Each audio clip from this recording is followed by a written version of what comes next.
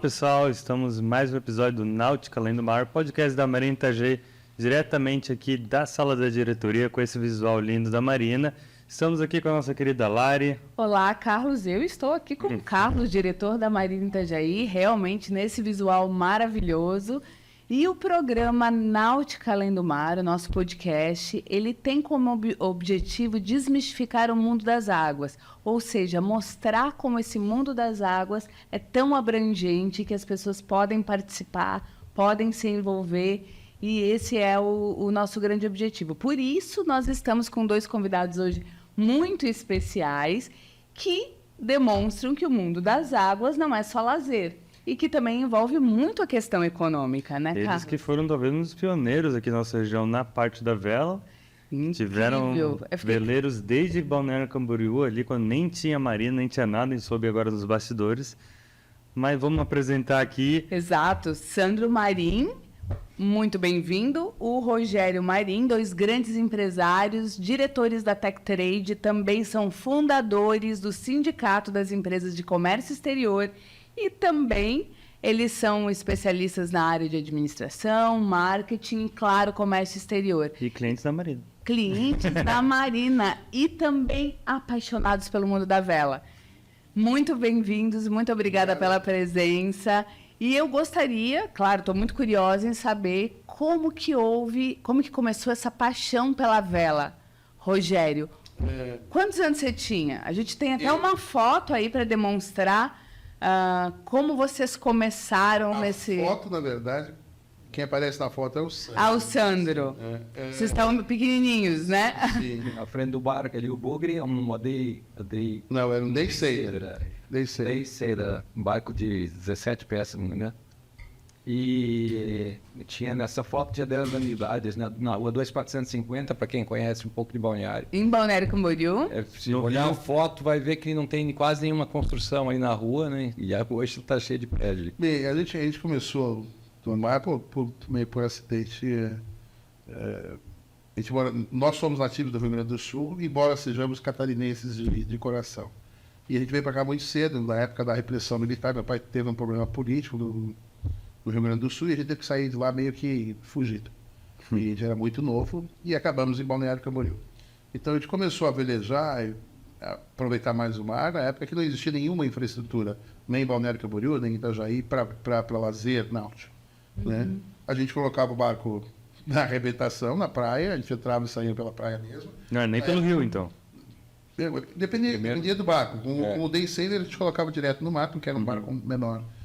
Camboriú é brigado ali também, nem sempre tem muita onda ali, né? Mas a questão é que hoje nem é mais permitido fazer isso, né? Na época não existia regulamentação. Sim. Então a gente entrava e saía do mar com prancha de windsurf, com laser, ting, Day Sailor, Vários barcos, né? um Hobcat. Eu aprendi a velejar no Hobcat. Isso é bem importante, porque demonstra que o mundo das águas não é só barco, né? A pessoa com uma prancha de surf, ela já está no mundo das águas. Na verdade, eu acredito que a gente comprou a primeira prancha de windsurf. Meu pai comprou a primeira prancha de windsurf. Acho que entrou num negócio para ele, uma prancha usada, toda arrebentada. A gente reformou a prancha. Ah, tá, mas aí, tá bom, e como é que você anda com isso? A gente não sabia nada. E na época não existia internet, não existia YouTube, tu não tinha tutorial para tudo, né? A gente quebrou as cadelas várias vezes tentando andar com aquilo. E o Indy não é fácil. E aí um dia a gente... Tu já andou? Não, o Indy eu não tive. Não acredito. Cara, o nosso super esportista, né? Assim, ó, então, um dia a gente viu na praia, caminhando na praia, alguém andando. Nós saímos correndo para ver onde é que aquela pessoa ia aí. Para pegar umas dicas de como é que andava com aquilo, entendeu? Não tinha tanta literatura na época, e, como eu falei, não tinha internet, como hoje é tudo muito fácil. Né? Mas então a gente andou em Balneário com windsurf, laser, Jing, Magnum 422, Hobcat 14, 16. Isso tudo é veleiro, só para as pessoas que não entendem. Tudo vela e categoria diferente. Vocês foram migrando desde a inicial, você falou que começou pequeno, 10, 12 anos. 12 anos. Então, desde aquela velha, o Hobcat, os lasers, são categorias base, foram sempre crescendo. E qual que é a maior categoria? Não tem uma maior categoria. Não. É que chega um certo nível que é adulto e jovem meio que compete por igual, né? Então, assim, Aqui tem muito barco oceânico, barcos Sim. capazes de dar a volta ao mundo. Esses são barcos que tu vai usar durante o dia, Sim. né? Só para uma pequena velejada. E aí existe uma infinidade de categorias, né? E que tu Modelos, vai- tipos, dupla, single. E a gente Vocês dá- iam em dupla?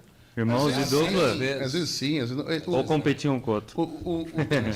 O Day Sailor, que é um barco que a Mariner fabricava em Porto Alegre, e apesar de ser um barco pequeno, e era um barco, como diz o nome, Day Sailor, ele não tinha cabine para dormir, tinha uma pequena cabine para te guardar alguma coisinha ali, mas não era para dormir. Mas era um barco que armarinho.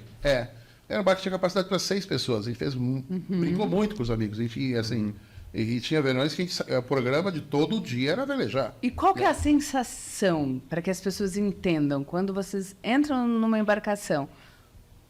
É que, assim, Por que esse gosto? O Carlos sabe bem, né? Assim, na parte do lazer, existem 2 grandes povos do mar. Entendeu? Tem o povo do motor e tem o povo da vela. Eles não falam exatamente a mesma linguagem, entendeu? Por quê? Porque, assim, são personalidades diferentes. É a mesma coisa que diz assim, São tribos diferentes. É o motoqueiro, o cara do carro. não, tu tem um apreciador do vinho e tu tem, vamos dizer, um Não precisa apreciador cerveja. de um Scott, de um whisky.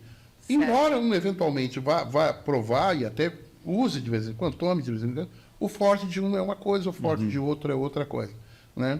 Então o pessoal do motor gosta muito da praticidade de subir no barco, ir para onde quiser, na hora que quiser, né? Não depende de outras coisas. E o pessoal da vela vê justamente a graça em O caminho. o Não é o caminho, destino. O caminho, é. a gente ir para o mar sem barulho de motor. Muito barco a vela tem um motor auxiliar. A primeira coisa que a gente quer fazer é desligar o motor assim que sai da barra, porque é outra experiência. A minha comparação é sempre falar que a lancha é o destino e a vela é o caminho. Exatamente. Tu veleja pelo andar, não por onde vai assim chegar. como a gente não vê grandes pescadores que são velejadores, porque Sim. o cara tem que parar lá para pescar e o intuito da vela é justamente estar andando. Né? É. Essa é a diferença. Tu vê onde é que tu vai dormir, né? Não, tu não vai pra dormir lá. Se estiver velejando bem, tu dorme na outra praia, seguinte. Vou dar um outro exemplo. A gente gosta de andar de moto e tem gente que prefere pedalar. Sim. Entendeu? É assim, o velejar em si é um desafio. Né? Tu trimar o barco, aproveitar bem o vento, tu tem que ter um conhecimento.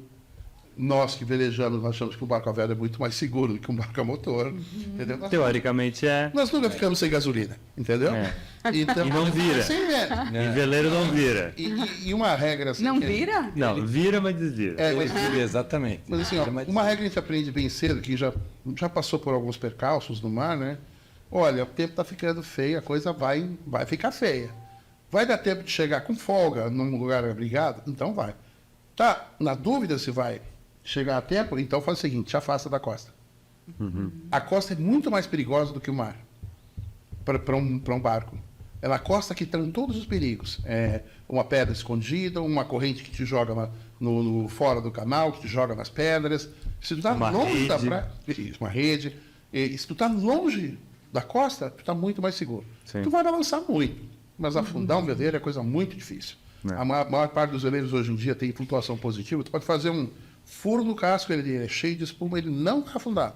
Vai entrar água, tu vai sofrer um pouco, mas ele afundar não afunda. Né? Então, a maior parte dos modernos. O meu, coincidentemente, não. O meu é um antigo barco de regata, qualquer quilo a mais nele era eliminado. O casco dele é Tem tão 2 parafusos, tira um. o casco dele é tão fino que se a gente olha por dentro, a gente vê a luz por fora. Entendeu? Mas. E vocês, quantos anos vocês tinham quando começaram nesse universo da vela? Eu tinha 12, o Sandro começou mais cedo, É. porque logo que eu comecei, o resto do. Meu pai, na verdade, eu aprendi com meu pai, né? Que era velejador também? Sim. Meu pai sempre. Meu pai morreu lá na frente do mar. Passou a vida dele. Meu pai é do interior do Rio Grande do Sul. Mas muito mais novo que nós, não, muito mais novo. Eles fundaram lá em em Sobradinho. Juntaram a rapaziada lá e formaram um aeroclube. Meu pai conseguiu cair de avião na cabeceira da pista, destruiu o avião deles. Mas assim, a garotada se juntou para fazer isso, entendeu? Então assim, 17, 18 anos. E meu pai morou no Rio Grande do Sul a maior parte do tempo. Assim que ele chegou perto do mar, que a gente veio para cá, ele pescar, velejar, tudo que for em relação ao mar, meu pai adorava. E ele acabou, quando faleceu, morava de frente para o mar, numa casinha bem pequenininha lá no Araçá. foi dormir numa sexta-feira e não acordou mais. E Então ele sempre foi muito ligado com o mundo das águas. E ele né? ensinou isso pra gente, né? Adorava fazer o peixe defumado dele não tem igual, entendeu? Meu irmão do meio, que está entre o Sandro e eu, é que aprendeu a arte do defumado. Inclusive é o que menos veleja, é o André.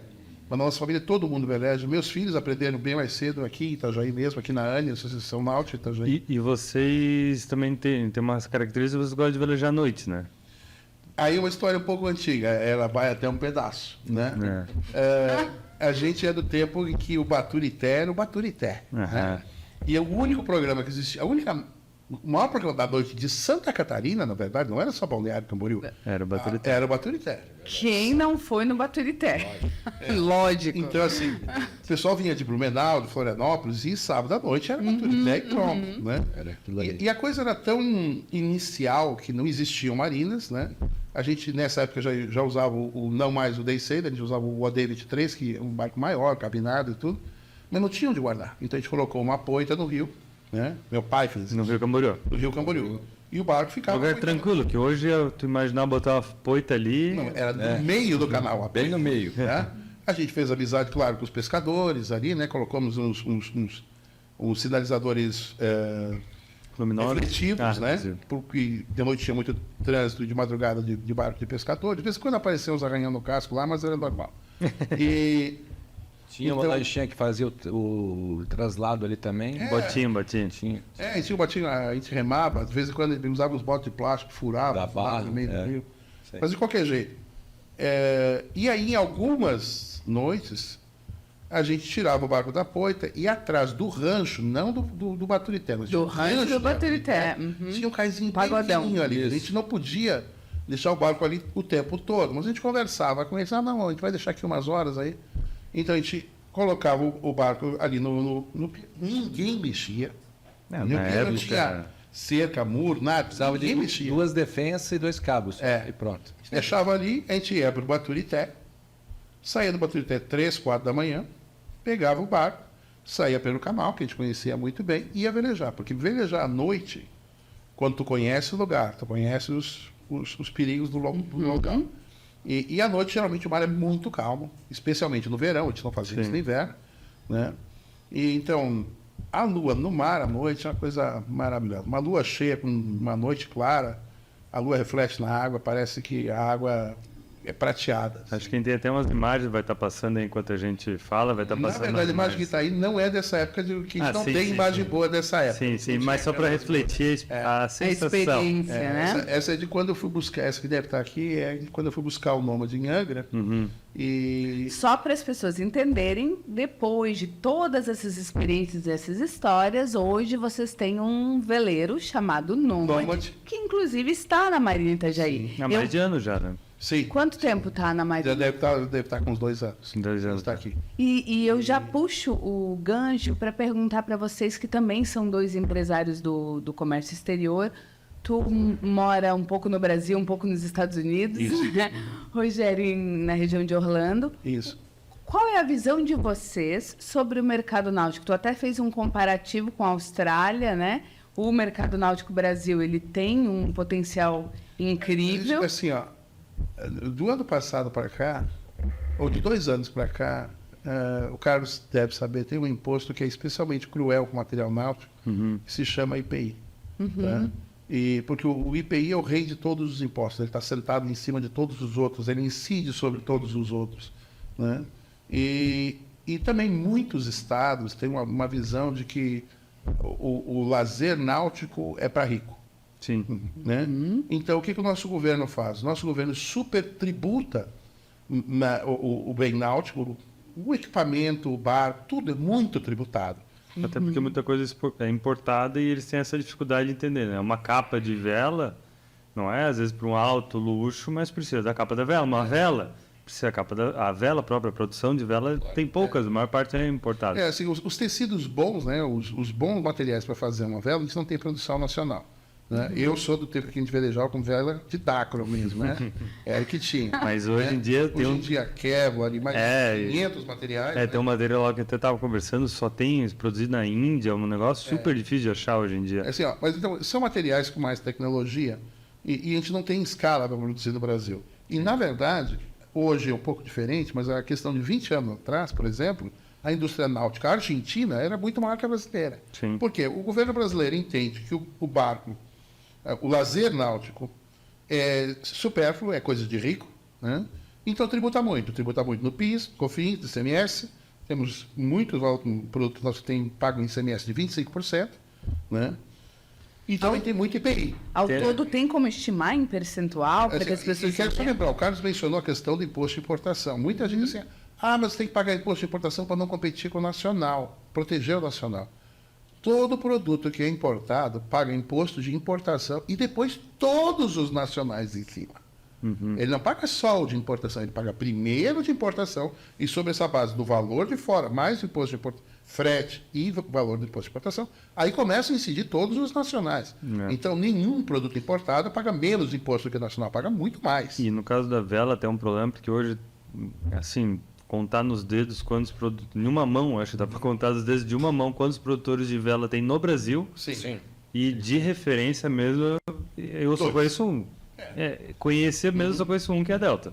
Uhum. Que é o do Ricardo lá, que já teve até aqui na Marina algumas vezes, que é um barco realmente ímpar, é um barco espetacular. Falando do barco. O barco. Não da vela em si. Não, produtor Sim, de barco, sim, barco, sim. barcos a vela. Sim. Que só tem basicamente a Delta, que é o... Hoje a gente tem muito menos estaleiros atuando no Brasil do que a gente tinha há 20 anos atrás. é. Santa Catarina já foi um grande polo de produção. Sim. A vela, agora é um grande polo de embarcação Motor. a motor, né? Sim. Santa Catarina conseguiu atrair a maior parte dessas empresas para cá, Sim. né? E a gente vê cada vez mais vindo, porque não veio só a empresa, veio todo o agregado de serviços que essa empresa, serviço e produto que essa empresa produz. Vale a pena importar para Santa Catarina? Santa Catarina até porque Santa Catarina tem uma produção importante, atraiu alguns estaleiros internacionais muito importantes. Hoje em dia não existe benefício fiscal para importar por Santa Catarina embarcações de até 65 pés. E está correto isso. Por quê? Tem? Não tem. Até 65 pés não tem. E está correto isso. Eu sou do ramo de importação e eu não gosto muito de imposto. Mas imposto a gente paga, a gente não discute. Então, se tiver um benefício, eu gosto. Agora, eu acho correta a posição de Santa Catarina de não incentivar a importação de embarcações de até 65 pés. Por quê? Porque nós temos produção local, aí o empresário vem, instala um estaleiro aqui, gera um monte de mão de obra, agrega valor, né, agrega eventos, leva o nome de Santa Catarina para o Brasil inteiro. Santa Catarina hoje é conhecida no Brasil por isso. E aí tu dá incentivo para vir pronto de fora? Tá errado. Então, se tem produção local, não há de se incentivar. Entendeu? E acima de 65? É que não tem produção desses barcos acima de 65. Então, tu poucos, pode, né? Tem pouca. Então, tu pode importar acima de 65. No entanto, o ano passado, a gente teve uma mudança muito grande na legislação. Abriu um caminho novo que não tenho muita segurança de como o novo governo vai encarar isso. Isso era uma outra Entendeu? coisa que a gente perguntava. Quando a gente começou o podcast, entrevistou algumas pessoas e uma das coisas que a gente falou é esse negócio de importação, exportação e tal, de maneira bem supérflua. E depois nos comentários até perguntaram sobre isso. Como é que está a lei de importação? Por enquanto, não mudou. E o que vai haver de mudança? E o que é a lei de importação? Vamos Mudou explicar. no ano passado, E por enquanto, vamos dizer assim, não desmudou ainda. Mas o que é essa lei de importação, para o pessoal entender? Hoje se pode importar veleiros Assim, seminovos. por anos, por toda a minha vida, o governo não permitia a importação de embarcações de recreio usadas. Tu pode importar um avião usado, tu pode importar um helicóptero usado, mas não é a regra é não se importa barco usado, seja motor ou seja a vela. Né? Podia para motor também? Abriu para motor também? Eu achei que era só para vela. Eu não tenho certeza absoluta, mas creio que sim. Tá? Eu assumo o compromisso de me informar melhor e depois a gente coloca essa informação para Sim. vocês. Tá? Mas então, assim, qual foi essa oportunidade? Eu vou dar um paralelo. Né? Um carro. Né? Até 1975 era proibido importar carro. Proibido, ponto. 75 para frente, pode importar carro novo. Qual é a exceção? veículo de colecionador. Ele tem que ter mais de 30 anos, tem que ser importado por alguém inscrito num clube de colecionadores há pelo menos 2 anos, um clube reconhecido pela Receita. Né? Então, em algumas condições especiais, tu poderia importar. Né? Mas a regra para embarcações de recreio é não pode importar usado. E eu tive uma legislação que passou ano passado dizendo o seguinte: se o destino for a promoção de turismo e lazer, que não é para pessoa física, é para uma empresa de turismo e lazer. Por Isso, exemplo, barco? Isso, barcos. Tá. Então, assim, ó, é uma empresa que faz locação de barcos. Charter. Né? Charter. Né? Ou aluga um jet ski por hora. O objetivo é esse, é fomentar a indústria do turismo. Pô, até para travessias, barcos de trabalho, Isso, barcos isso. para esse tipo de coisa. Então, assim, não é para pessoa física, é para ser usado como um bem de capital. Né? Então, porque assim, vou usar um outro exemplo. Indústria. Indústria, a regra é só se importa máquina nova. Mas, se for bem de capital, for uma máquina usada na produção e na geração de riqueza, então pode importar usado. Depende de um licenciamento de importação prévio, mas pode importar usado. Por exemplo, eu poderia importar uma embarcação para mim, Marina Itajaí, para usar para a empresa como serviço. Como serviço, ou então, por exemplo, a Marinha Itajaí, vamos supor, né? Que é locar embarcações. Sim. Né? Sim. Porque tem lá 3, 4 lanchas ou veleiros Aí que pode. aluga. Pode. Essa é a regra. E a não regra é para pode? isso, não é para pessoa física. Ah, tá. Entendeu? E, então, passaria a ser possível importar, inclusive com a isenção de alguns tributos. Alguns, não todos. Então, baixaria bastante a carga fiscal dessa importação. Né? Agora, tem que ver que isso nasceu num cenário pós ou quase ainda pandêmico, né? Em que faltava tudo. Não existia nada para comprar. Né? Então, a fila de espera era muito grande. E depois que saiu essa legislação, a gente teve primeiro a troca de governo, né? Que, vamos dizer assim, as orientações econômicas de um governo e outro são muito diversas. Sim. Né? E não vi nenhuma manifestação do novo governo ainda no sentido de revogar, mas a gente sabe que esse governo que entrou tem a intenção de revogar muita coisa do que o governo anterior fez. Entendeu? E agora, por exemplo, uma coisa que o governo anterior fez foi uma redução muito grande na carga de IPI, de tudo no país, e o governo atual ainda não se manifestou contra isso. Né? Não disse ainda que vai voltar o IPI de antes. Nós tivemos o caso do adicional de frete para a renovação da Marinha Mercante também, né? Foi muito importante, especialmente para nós aqui no sul do Brasil, que é uma taxa que se paga sobre o frete marítimo, né? Uma taxa de... Que saiu de 25% foi para 4%, né? Sobre o valor do frete. Saiu de O 25%. que é o frete marítimo? É que vamos falar como Sim. explicar um Sandro, pouquinho. explique o que é. Olha, então é o seguinte: quando tem a importação, normalmente ela se dá mais da Ásia, né? Normalmente vem mais produtos da Ásia para cá. E aí, falando um pouco de pandemia, né? Um frete que saiu de $2.000 chegou a $14.000. Por container. Por container, um container de 40 pés, por exemplo. Então, isso fez com que a maioria dos produtos também subissem demais. Claro, é uma em cadeia, função- né? É uma cadeia. E isso faz parte do custo, né, da mercadoria. Como o Rogério comentou, né, o valor aduaneiro, ele incide também, né, o valor do frete na cadeia, da base de cálculo para calcular os impostos. Então, esse valor hoje ele já voltou para essa casa dos $2.000, já para normalidade. Ah, já voltou?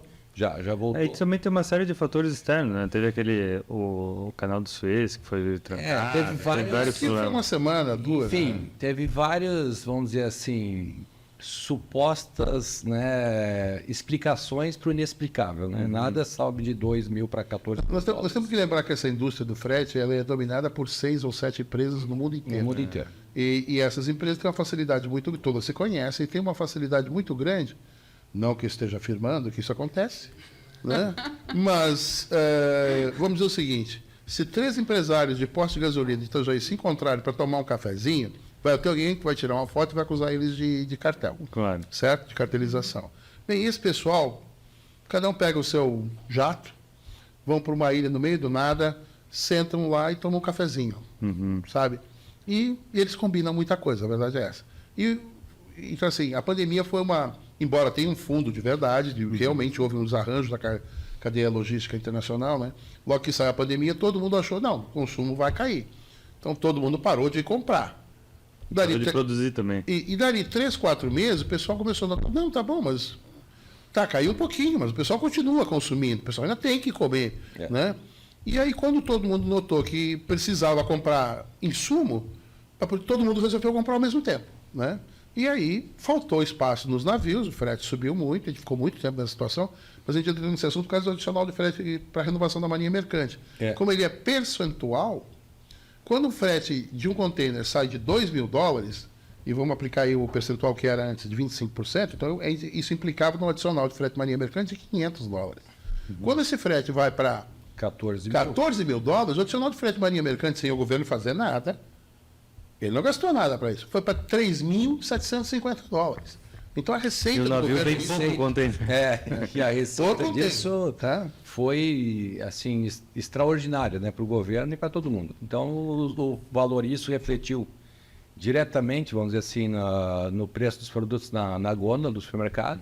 E a gente pode citar aqui a indústria automotiva, né? A gente vê que o básico, né, praticamente dobrou de preço. Sim. Né? Um dos fatores durante a pandemia e continua nesse patamar. Então agora que os carros começaram a ter um reflexo de redução de preço, mas... E a náutica também sofre nisso, né? Porque hoje também. o barco, fora a produção artesanal de casco, o resto é quase tudo importado, né? Sim. Motores, elétrica, muita coisa é importada. Justamente né? pela minha... É dolorização também, né? Justamente pela miopia dos nossos governos, miopia sequencial. Nós temos uma costa maravilhosa no país, com potencial enorme para o esporte náutico. O esporte náutico faz bem para a população, como qualquer outro esporte. Sim. Eu vejo uma grande vantagem no esporte náutico, que é um esporte, em geral, de equipe. Sim. Né? Isso seria excelente para a formação dos jovens, desenvolver esse espírito de equipe, de colaboração, de competição saudável. Né? E uma regra do mar que supera a questão dos dois povos do mar, né? Do povo do motor e o povo da vela, uma regra do mar é que todo mundo se ajuda. Sim. Entendeu? Assim, E nunca vi conscientização alguém... também, né? São normalmente embarcações que têm preocupações ambientais, evitam, né? Ninguém de barco joga papel na água, Isso é verdade. ele recolhe papel. Então, assim, isso é uma preocupação porque vocês veem, né?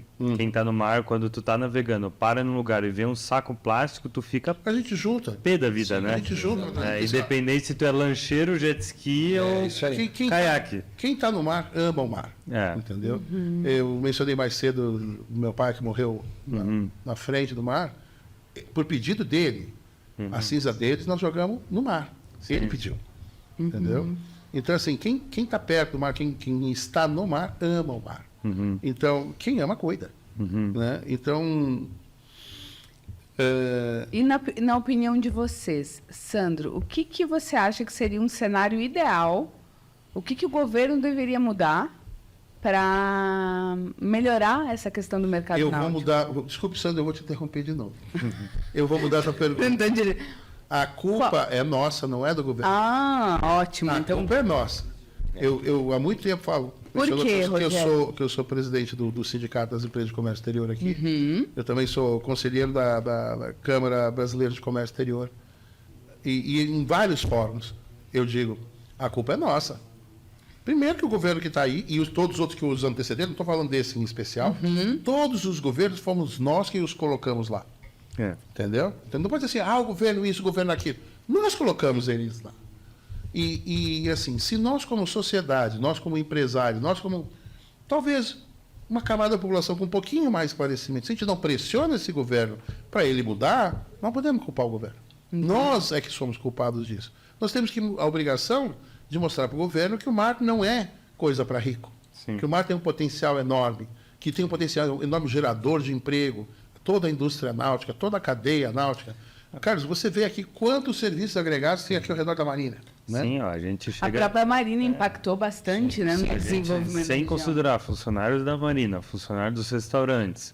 E a gente chega a entrar 300 pessoas por dia aqui para trabalhar. Assim, Então, assim, hoje, imagina, uma cadeia que dizem, né, eu tenho um estudo que a cada barco gera 7 empregos, sendo 4 indiretos e 3 diretos, né?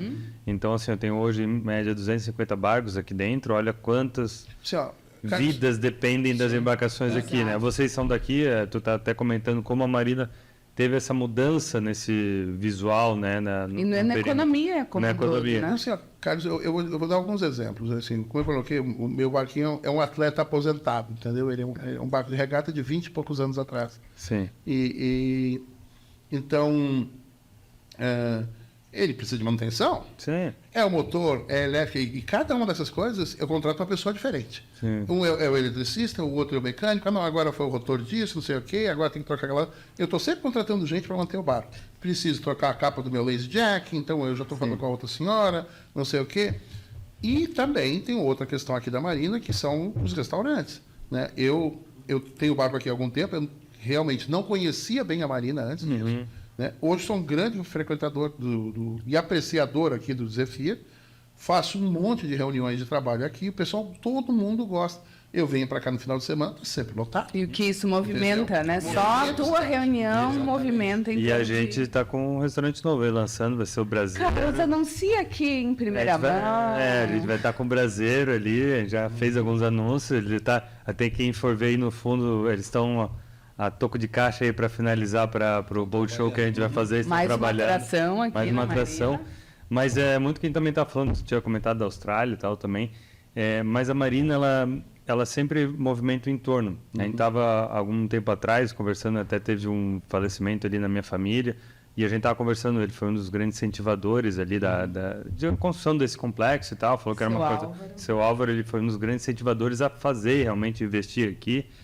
E eu estava com outro senhor, seu Loyola também, e ele falou, como mudou? Ele tem barco há 60 anos, é um velho agora, está nos seus 90 anos ali, e ele falou, o que mudou Itajaí por isso? Mas não é só a Marina, às vezes muita gente aqui de Itajaí nunca nem entrou aqui, mas o fato de ter, cria um ânimo, cria uma indústria, tu traz um cara de fora, vocês trabalham com comércio exterior, trabalham com clientes de todos os níveis, tamanhos e coisas assim. Tu traz aqui com orgulho do que tu está trazendo. E as pessoas têm essa visibilidade. Então, a gente fica muito feliz e a Marina sempre teve esse respeito com a cidade, que é um elemento tão importante para a cidade que pode não gerar emprego para ninguém.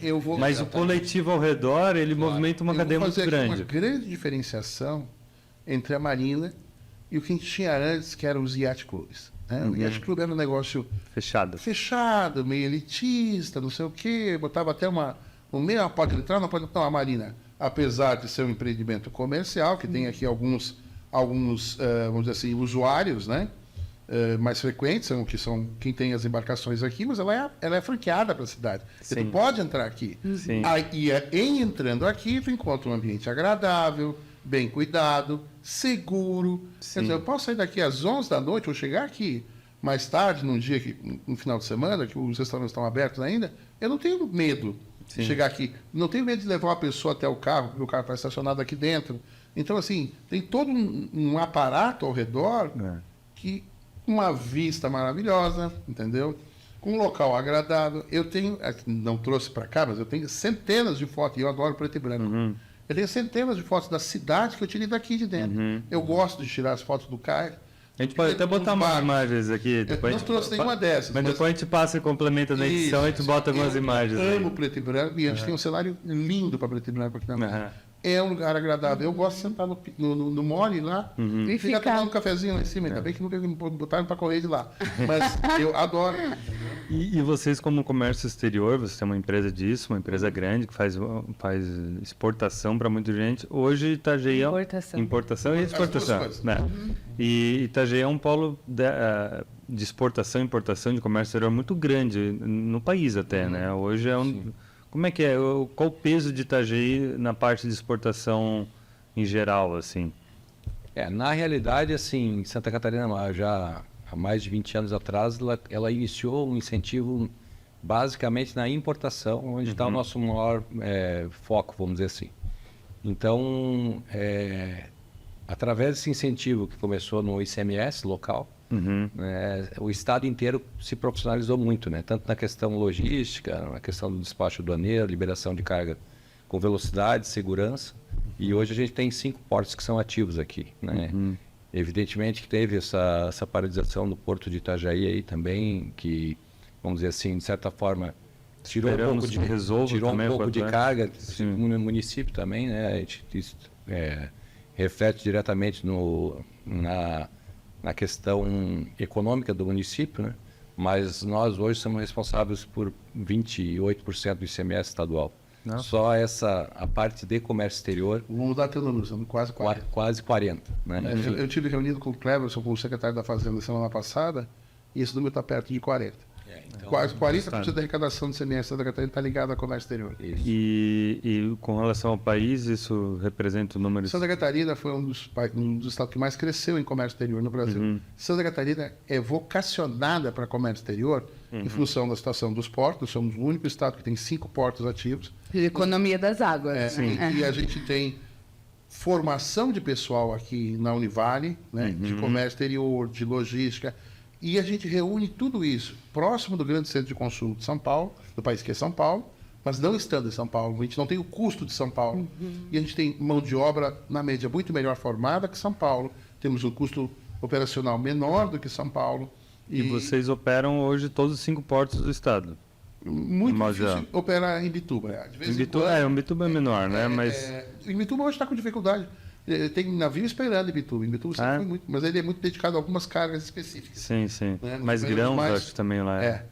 Na verdade, lá é grão, né? em Bituba e São Francisco são mais carga solta, sim. que não são de containers. Sim. O nosso maior volume está em containers. A gente fala. Que é o que? Itapoá, Portonave e Itajaí. E- Então, só para completar, Santa Catarina tem uma vocação de comércio exterior e ela é conhecida no país. Há 2 semanas atrás, eu jantei aqui em Balneário com o Romeu Zema, que é o governador de Minas Gerais, né? E conversamos bastante. E não estava somente eu com ele, várias pessoas, né? E ele me disse pessoalmente, não, eu vim para Santa Catarina para aprender.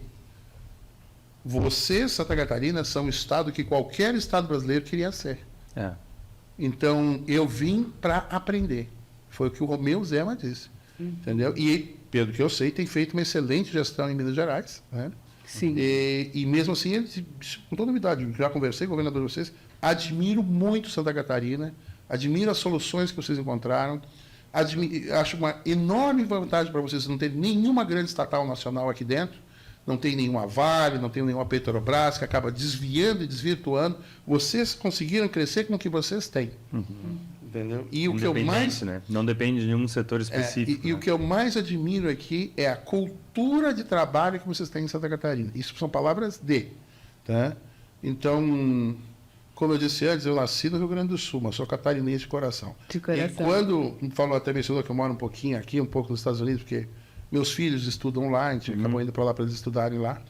Né? E agora, quando me perguntam, mas tu é cataúcho? Tu é catarino? Eu digo assim, ó. O meio norte-americano. Eu vou te responder fácil.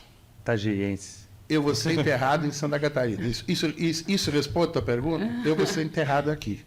Entendeu? Isso eu acho que responde a pergunta. Que maravilha. Agora, uma curiosidade que eu tenho, que se as pessoas quiserem, Sandro, transportar seus produtos por rodovia ou pelas águas, o que vale mais a pena? Dentro do país. mar. Pelo mar. Eu vou dar uma A estatística. cabotagem no Brasil Cabotagem está crescendo? está crescendo muito. Inclusive vai ter um link aqui que a gente vai ser postado também para, agora não lembro qual que é o veículo aí, sobre cabotagem, que é vamos dizer assim, que é um meio de transporte muito pouco utilizado pela utilizado no Brasil. pela nossa condição, né, que deveria Vou ser dar um- muito mais utilizado. Vou dar um dado. Mais de 90% do comércio internacional mundial é realizado pelo mar. E os países que não têm acesso direto ao mar, indefectivivelmente, são muito mais pobres que seus vizinhos. O mar é a grande via de comunicação da humanidade. Não é para menos que 70%, 80% da população dos países geralmente mora na costa. Né? Porque o grande comunicador... Mar é vida, né? E assim, ó, países fechados, vou pegar lá o Afeganistão, que é um país cerrado, né, fechado. Eles tendem a ser muito mais conservadores, eles tendem a ser muito mais belicosos, ele tem um monte de dialetos. Por quê? Porque eles se comunicam um pouco. Países que têm costa para o mar são mais abertos, são mais flexíveis, eles comerciam muito mais e aprendem muito. O comércio sempre foi a grande ferramenta de espalhar cultura, de receber coisa nova e de levar o que se tem aqui. Né? Então, a gente tem uma vantagem enorme de ter essa vocação que a gente tem em Itajaí, região aqui, do comércio internacional. Né? Minha família veio para cá, nossa família veio para cá em 73. Esse ano, nossa família está completando 50 anos que veio para Balneário Camboriú.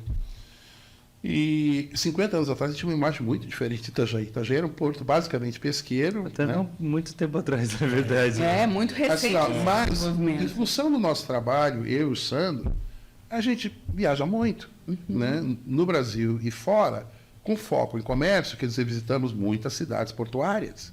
Né? Eu não conheço, na América Latina, nenhum exemplo de um porto, uma cidade onde o porto está no centro da cidade, que seja limpa, organizada, gostosa como é Itajaí. Entendeu? Itajaí é uma cidade que é única. É uma cidade que cresceu, continua crescendo, está com vocações políticas públicas entre opostos e tal, entre opiniões, mas sempre num caminho de continuidade. Cara, assim, Acho que sempre vai ter alguém para reclamar. Não, lógico. Entendeu? Mas quando a gente... assim, ó, eu não vou nem falar em nível internacional, em outros países. Quando a gente viaja dentro do Brasil, Sim. eu não conheço uma cidade portuária que seja limpa, organizada e gostosa como Itajaí, Sim. onde as coisas funcionem. Sim.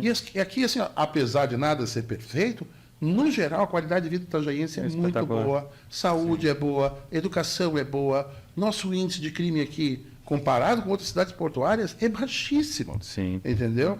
A gente tem Santa Catarina é um lugar especial, e dentro de Santa Catarina, Itajaí é um lugar especial.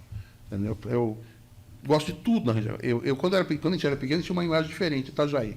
A gente vinha para Itajaí para estudar, para fazer o segundo grau e coisa e tal. A gente sempre foi povo de balneário. Hoje em dia, eu digo assim, eu gosto de Orlando, eu gosto de Balneário, eu gosto de Cabeçudas, eu gosto de Bombi. Eu gosto da nossa região, a gente mora numa região maravilhosa. E se a gente vai para o norte do Brasil, Nordeste, a gente tem praias lindas, mas cidades horríveis, desculpe, é a verdade. Sim. Entendeu? A gente não tem qualidade de vida lá. Em termos de infraestrutura, Aqui né? tem, entendeu? Infraestrutura, cultura, tudo aqui é muito melhor. Santa Catarina é incomparável. E eu só vou reproduzir uma frase aqui que vocês disseram. O país merece o troféu da loucura e falta de segurança jurídica que afeta diretamente a vida dos empresários. Esse é um tema que tem ficado desde janeiro, né? É um tema que nasceu no passado, mas que desde janeiro para cá vem repercutindo muito, né? Nós tivemos o Superior Tribunal Federal, o STF, né? Tomou a brilhante decisão de dizer agora em janeiro desse ano que, para quem é do meio jurídico, é que um trânsito em julgado, quer dizer, uma empresa ganhou uma decisão, uma pessoa física, ganhou uma decisão que transitou em julgado, quer dizer, ela começou no primeiro grau, foi para o Tribunal Regional, foi para o TJ, foi para o STF, não tinha mais para onde ir. Passou o prazo decisório, não tinha para onde ir. Foi julgado em 4 instâncias diferentes. E aí, no final, saiu o tal do trânsito em julgado. Quer dizer, é o fim. Cláusula 5ª da Constituição diz, respeitado o trânsito em julgado. Quer dizer, todo o nosso entendimento do país que isso é uma cláusula pétrea. Ninguém muda um trânsito em julgado. Bem, o nosso Supremo agora diz que muda. E não só muda, como muda retroativo. Entendeu? Então, tem decisão, em função dessa decisão de janeiro, tem decisão que eles tomaram em 2002 que muda. Então... Afeta os empresários. Assim, e de novo eu digo, a culpa não é do governo. A culpa é nossa.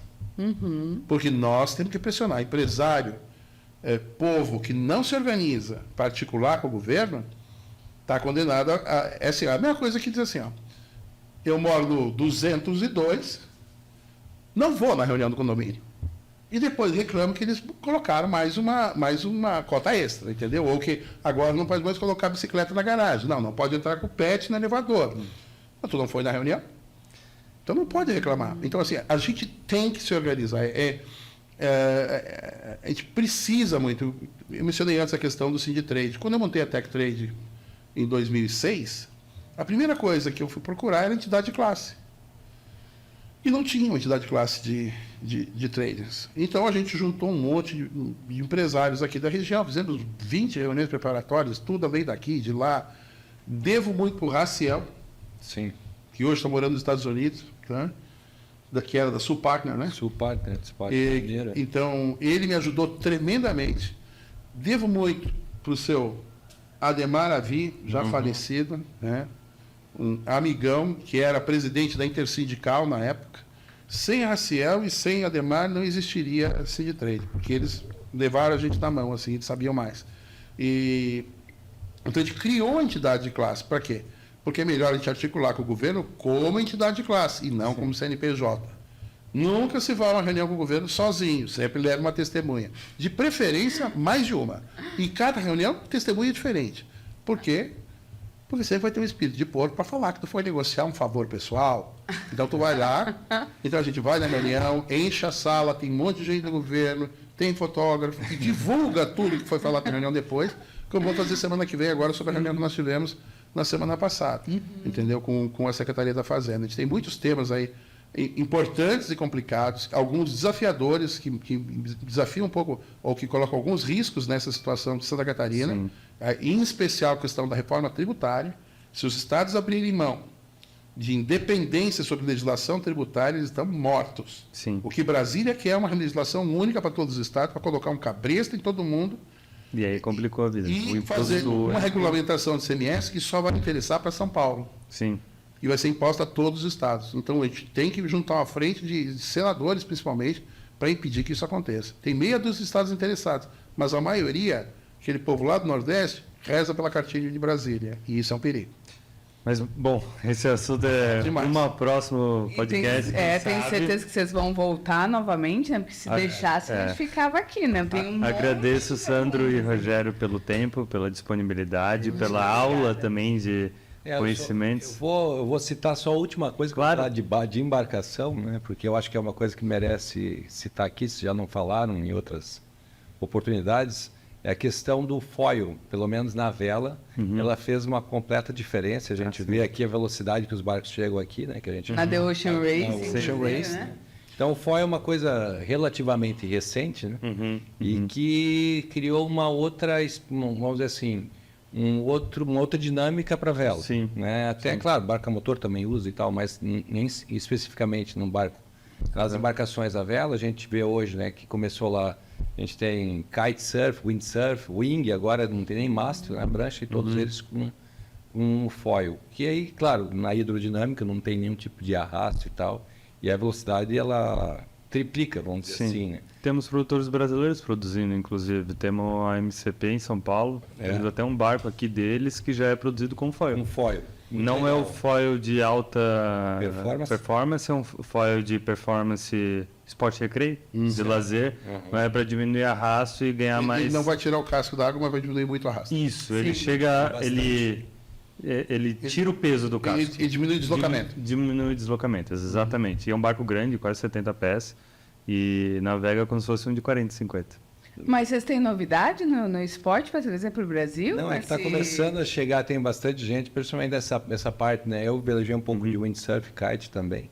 E agora é um mercado que Tá crescendo, lá fora né? está crescendo muito, né? Sim. Então a gente provavelmente aqui vai começar a ter esse tipo de empresas, como ele citou, né? Tem barco também já fazendo produção foil, né? Mas nesse ambiente aí de wind, kite e wing, isso aí é uma coisa Usar essa essa tecnologia. A gente está vendo alguma falta coisa para importar nesse acho que nesse sentido. daqui a pouco tem que desenvolver uma categoria de barcos baixos, tipo o laser, uma coisa assim, já utilizando o foil. Porque é mais acessível no sentido de mais fácil produção, utilização e acompanhamente. Sim. Tu quebra, já começa uma barreira nova, né? Tu começa o cara Carlos pequeno. ia adorar a prancha lá. Isso eu tenho. Tu tem? Ah, meu Deus, mais Eu uma. comprei um foil faz uns 6 anos já. Quando começou nos Estados Unidos, eu fui pra lá Eu trouxe também. e eu comprei um negócio desse tamanho. Trouxe na mala. E é mas- bom tu faz? Pratica? Eu fiz menos, eu fazia mais quando eu morava mais em Joinville. Mas voa mesmo? Sai da água, ele fica inteiro fora. Eu não consegui surfar o meu foil, depois eu fui descobrir, porque quando a gente compra e não sabe, né? Ele é feito para kite, é feito para pipa. A gente tem pipa, mas eu não uso tanto aqui, eu usava mais. A gente usava muito para esquiar, eu puxando Sim. com um jet ski, Um jet lancha. ski. Aí ele sai bem para fora d'água. E aí eu descobri que dá para tu comprar uma barbatana específica para surfar. Que daí ela é um Sim. pouco maior, um pouco mais fina e mais flexível, que daí quando tu bate ela... Tem Dá foil até para específico pra cada mostrar, né, finalidade. com fotos. Conhece os moth, com classe moth, com foil? O casco dele é quase nada, o peleiro não é uma prancha, o casco é quase nada, ele tem os dois outrigger que tu regula eles, pode ampliar ou reduzir, e com foil. É maravilhoso, fantástico. E Vai vir pro Brasil? Qualquer eventinho, olha, tira depende de alguém ter coragem de trazer, e a gente se organizando Ainda bem que até que tem coragem. E organizando Verdade. bem, a gente podia montar uma flotilha disso aqui. Podíamos começar, a Marina vai com os projetos aí novos, quem sabe a gente monta um barquinho desse para fazer aula por aí. Vamos conversar. Vamos conversar. E quem quiser entrar em contato antes, né, com a Tech Trade, Obrigado, Larina. Obrigado. quem quiser entrar em contato com a Tech Já vai Trade, no Nomad. Sandro é Tech Trade, Arroba. TEK Trade, Isso, com E no final, arroba, arroba Tech Trade, é Sandro, né, arroba techtrade.com.br, ou Rogério. ou o site, né, techtrade.com.br. Contato, né, contato arroba techtrade. Vocês têm Instagram também? Temos um Arroba Tech Trade, isso. A gente vai estar marcando, vai estar passando aí também. certo. exatamente. Agradeço muito o tempo de vocês. Deixa o convite. E... Muito obrigada mesmo, uma aula, né, Exatamente. de náutica e de tudo que é ligado ao mar, e que é benefício para nós. Obrigada mesmo. Nós que agradecemos. E um aplauso, aplausos.